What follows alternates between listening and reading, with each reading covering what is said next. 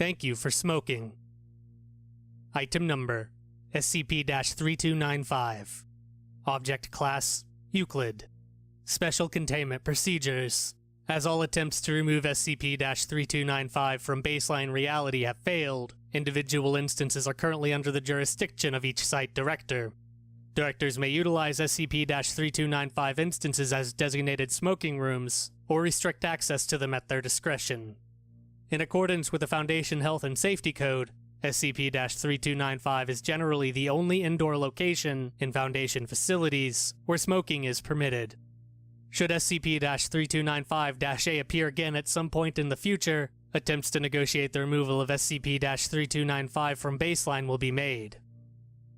Description: SCP-3295 designates a series of anomalous interior spaces that simultaneously became a part of every Foundation site on the 1st of January 1982, as a result of a CK-class reality restructuring scenario. Labeled Designated Extra Universal Smoking Room, SCP-3295 mimic the design of other rooms in a given site, and are primarily distinguished by a localized wormhole that takes the place of an ordinary ceiling.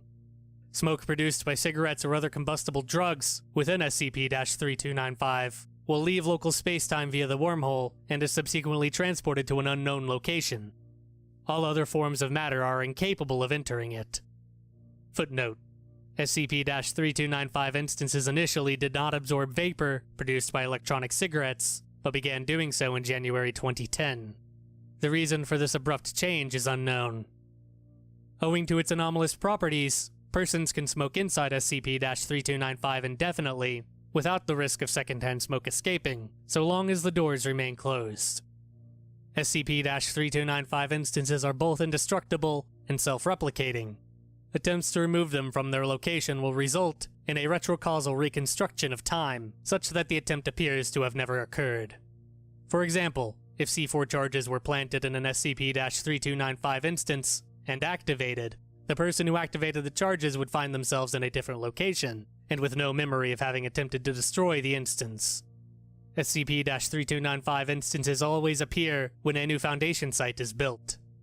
Upon interrogation, persons who worked on the construction of the site will be unable to recall how SCP-3295 was made, often attributing its construction to another employee. Attempts to prevent SCP-3295 from replicating via site construction will also result in the removal of those attempts from the timeline. Background and creation. In 1981, the Human Resources Committee proposed a revision to the Foundation Health and Safety Code, which would ban indoor smoking in all Foundation facilities from January 1982 onward. Despite mounting scientific evidence of tobacco smoking's negative health consequences, the Foundation struggled to implement restrictions on smoking throughout the 1960s and 1970s due to heavy opposition from rank-and-file staff. Footnote: Foundation smoking rates are significantly higher than the general population. In a 1978 survey, 39% of junior researchers and 54% of senior researchers identified as regular smokers. This declined to 28% and 39% respectively by 2010. The stressful nature of working in the Foundation, compared to the civilian world, is believed to be the primary cause of this. After a contentious public comment period, the policy was approved by a 10-3 vote of O5 Command in July of that year. 1 week after the vote had concluded, each member of the O5 Council was approached by a humanoid entity, hereafter SCP-3295-A, who claimed to be a representative for a company called Extra Universal Smoking Solutions.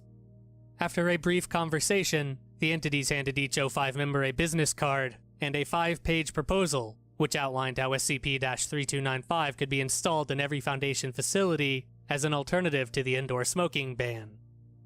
SCP-3295-A then demanifested, and the O5 Council subsequently called a meeting to discuss the incident.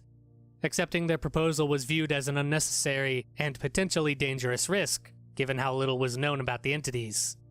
The Council therefore agreed to store the documents in a high-value containment locker and reject the proposal in a 12-1 vote. However, SCP-3295 was subsequently created following an unauthorized action from O5-6, the lone dissenting vote in the decision.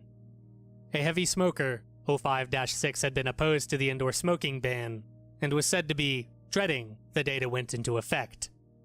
Following the meeting's conclusion, O5-6 clandestinely secured one of the business cards, contacted SCP-3295-A, and signed a contract with Extra Universal Smoking Solutions on behalf of the Foundation. Footnote: the specific terms of the contract are unknown, as is the expected payment, if any, for the installation of SCP-3295. Said contract resulted in the insertion of SCP-3295 into the baseline timeline in their current form on the 1st of January, 1982, the day the indoor smoking ban went into effect, with records indicating them as having been constructed during 1979 to 80.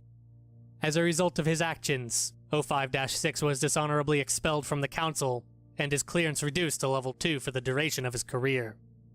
After several years of unsuccessful attempts to neutralize SCP-3295, the current containment procedures were put into place in 1985. SCP-3295-A can no longer be reached via the contact information on the business cards they supplied, and the contract signed by O5-6 is still believed to be binding as of 2018.